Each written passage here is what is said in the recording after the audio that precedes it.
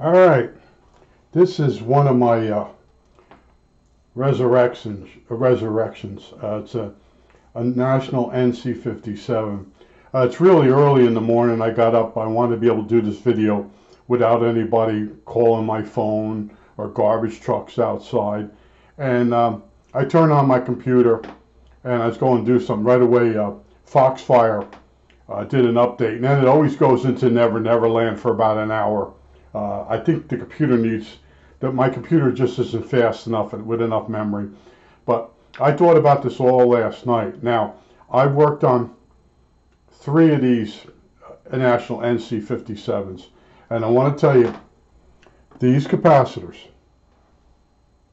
that look like a domino or a stoplight, whatever you want to call these things, they go bad.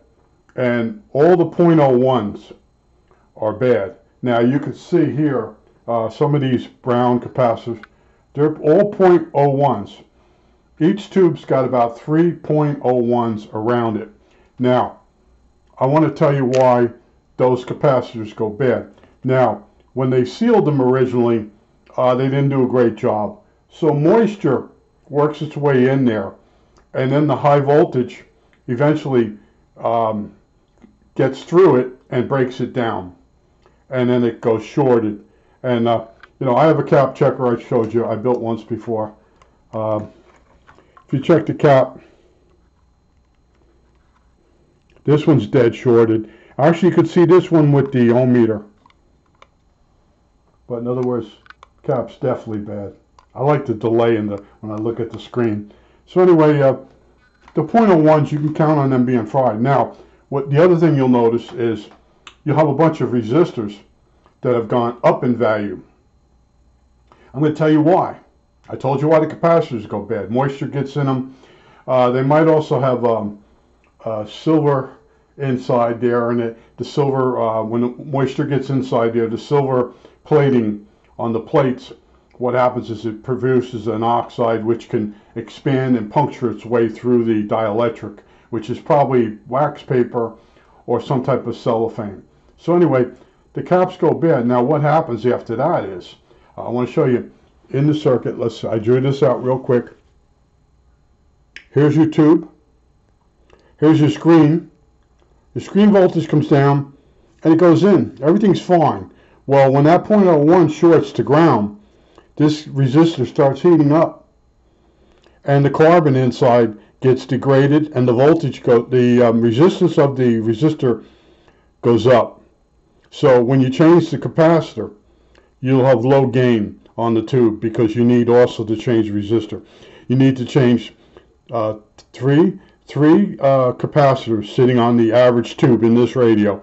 The 100 picofarad cap that comes in on the grid, a lot of those are still good, so you can let those go.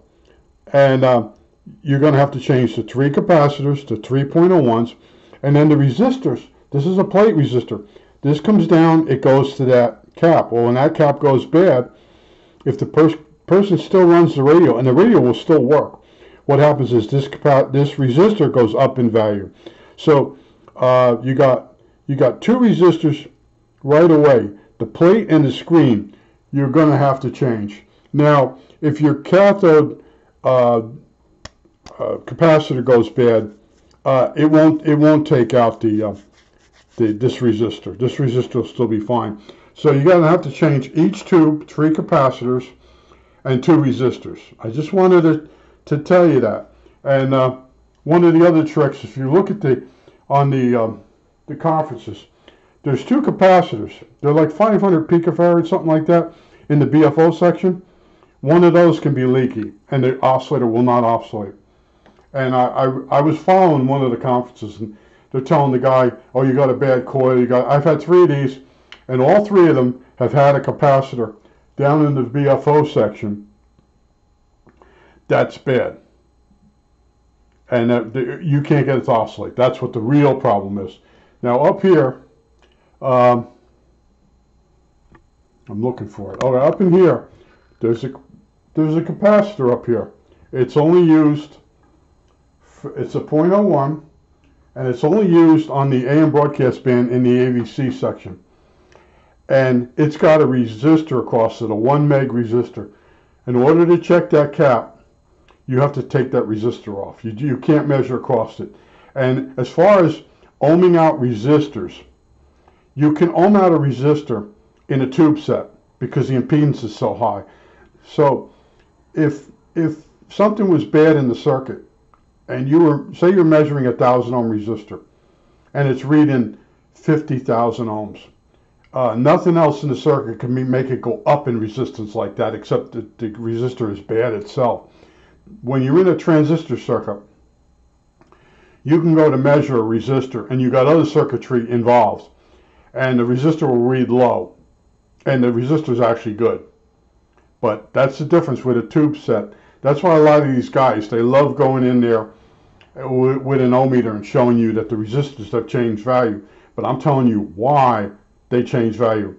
The capacitors, they're bypass for the plate, bypass for the screen. They short out because they're leaky. The moisture got in them, they went bad, and then the plate and the screen voltage now goes to ground instead of to the tube. And that poor resistor that's in between, it starts to bake. And carbon resistors, the carbon inside starts to disintegrate, and the resistance goes up. Now there are instances in transistor circuits where a carbon resistor will go down in value. It's totally different between transistors and tubes. But once you got enough experience, it can't fool you. Now this chassis was bad. This had a coil with a broken winding.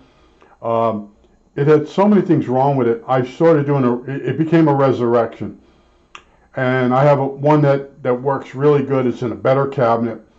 And I noticed that one was getting better AM reception. And I started going through this, and I was finding the resistors were messed up. And I've never had that happen before. But the person that had this, he actually changed some of the resistors with the wrong value. He put in what he could find, and then that resistor that he put in went bad because he never really fixed the problem with the capacitors. So if you buy a National NC57, you're going to have to change a lot of capacitors. And the same with a BC348, the command radio. That one there, all the capacitors, the 0.01s, they're all going to be bad. Similar, what do we call them? Stop sign, dominoes, capacitors. They go bad. They're notorious. And the other thing is, if you do get a National NC125, it's loaded with bumblebees that go bad also. And when the bumblebee capacitor goes bad, it's going to take out one of the resistors. So you're going to be aware of the fact that, if you recap a radio, that's not the end of it. You now might have to do resistors, and you might have to own an ohm meter and know how to use it. It's not as simple as some of these guys are making it, and that's because they're looking for views. They want to make you feel smart, so you watch their videos so they'll make money. I'm the opposite. I want to teach you. I show you things that maybe you'll never see. I think of it totally different. I'm not doing this to make money. I've been doing this for 3 years. I haven't made a penny. I've lost money. You do have to buy software and a light, and there's things you have to buy in order to do these videos. As crappy as my videos are, it did cost me money indirectly to do them. I think that's it. All right, that's it.